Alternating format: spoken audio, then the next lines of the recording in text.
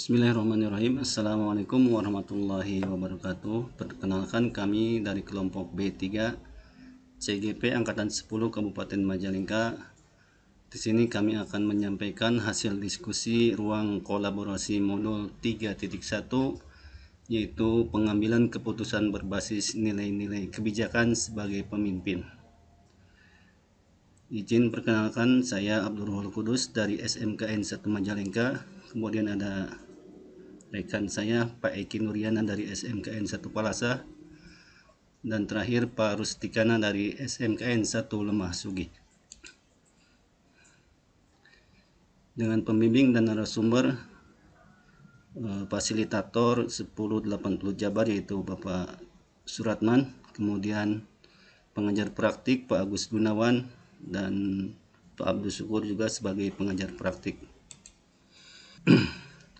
Tujuan pembelajaran yaitu calon guru penggerak dapat berbagi, berkolaborasi, dan menerapkan keterampilan pengambilan keputusan berdasarkan 4 paradigma, 3 prinsip, dan 9 langkah pengambilan dan pengujian keputusan. Kasus dilema etika yaitu tentang praktik kerja lapangan atau PKL, di mana sekelompok siswa SMK jurusan Teknik Komputer dan Jaringan atau TKJ di SMKN 1 Majalengka sedang melaksanakan praktik kerja lapangan di sebuah perusahaan Internet Service Provider atau ISP yang cukup terbuka.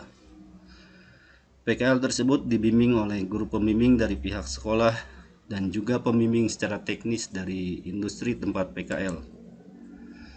Selama PKL, beberapa siswa mengeluhkan ketidaknyamanan karena adanya perlakuan tidak adil dan perlakuan tidak menyenangkan dari pembimbing industri. Beberapa siswa mengalami kesulitan beradaptasi dengan budaya kerja di perusahaan tersebut. Siswa diharuskan bekerja lembur hingga sampai malam tanpa memperhatikan keamanan dan keselamatan mereka. Selain itu, ada beberapa siswi yang mengaku mengalami pelecehan seksual secara verbal dari pembimbing industri melalui interaksi di grup media sosial. Hal ini menimbulkan ketidaknyamanan dan adanya kekhawatiran dari orang tua siswa setelah siswa perempuan tersebut melaporkan adanya tindakan pelecehan dari pembimbing industri mereka. Siswa-siswa yang merasa tidak nyaman ini mengajukan permohonan untuk pindah tempat PKL ke tempat yang lain. Namun berdasarkan perjanjian awal antara sekolah, siswa, perusahaan, pergantian tempat PKL tidak diperbolehkan kecuali setelah PKL berlangsung selama 1 bulan lebih. Selanjutnya kita membahas tentang nilai-nilai yang saling bertentangan. Yang pertama, kenyamanan siswa. Hak siswa untuk bekerja dalam lingkungan yang aman dan kondusif, bebas dari tekanan dan pelecehan. Kedua, kepatuhan terhadap perjanjian kesepakatan awal antara sekolah, siswa, dan perusahaan tempat PKL.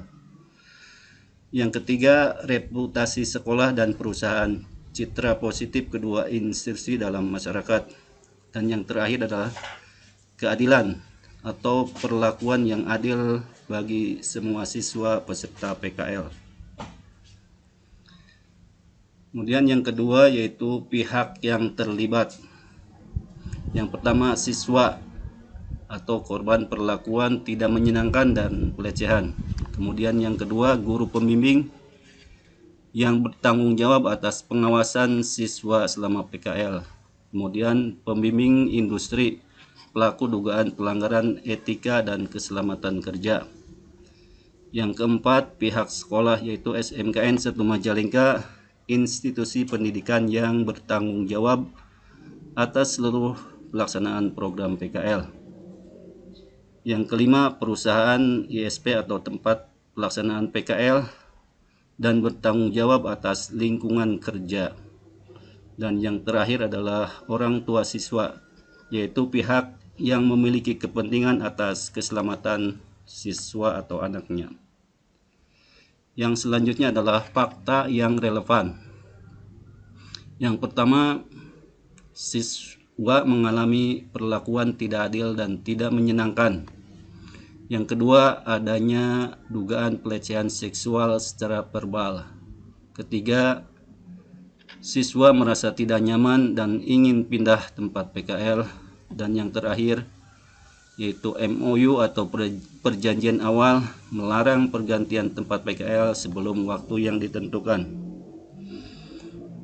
Yang selanjutnya, pengujian benar atau salah, uji ilegal. Terdapat potensi pelanggaran Undang-Undang Perlindungan Anak terkait pelecehan seksual dan hak atas lingkungan kerja yang nyaman. Yang kedua, uji regulasi, yaitu pelanggaran kode etik profesi guru dan kemungkinan pelanggaran peraturan perusahaan terkait hubungan kerja. Yang selanjutnya yaitu pengujian intuisi, yaitu perasaan tidak nyaman dan khawatir terhadap keselamatan dan kesejahteraan siswa, dan ini atau tidak mengayomi siswa kalau disesuaikan dengan pemikiran Ki Hajar Dewantara. Kemudian yang terakhir, uji publikasi. Jika kejadian ini dipublikasikan akan merusak reputasi sekolah dan perusahaan, serta dapat memicu diskusi publik tentang perlindungan siswa dalam program PKL. Kemudian kita bahas tentang paradigma dilema etika praktek kerja lapangan. Yang pertama, rasa keadilan versus rasa kasihan. Dilema antara menegakkan aturan keadilan dan melindungi kenyamanan siswa atau rasa kemanusiaan atau rasa kasihan.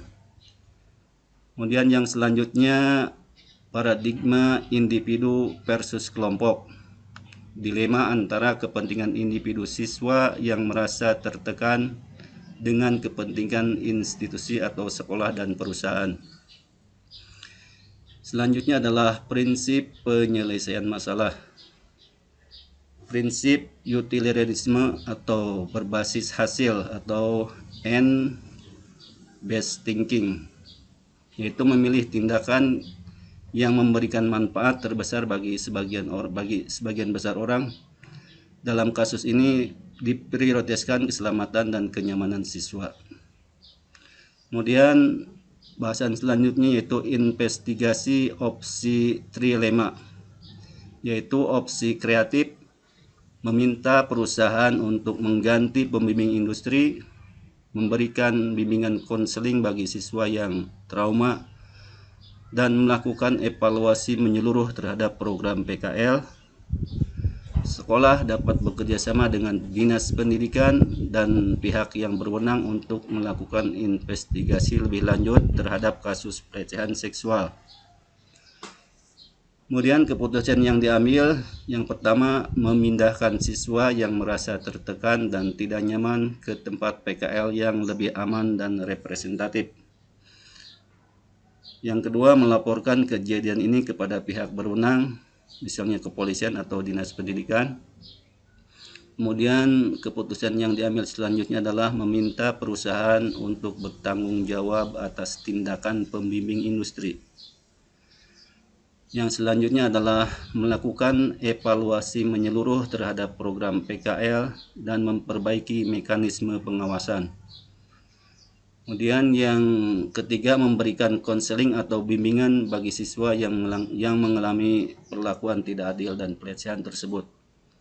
Kemudian dan yang terakhir adalah menempatkan siswa di tempat PKL yang representatif dan aman.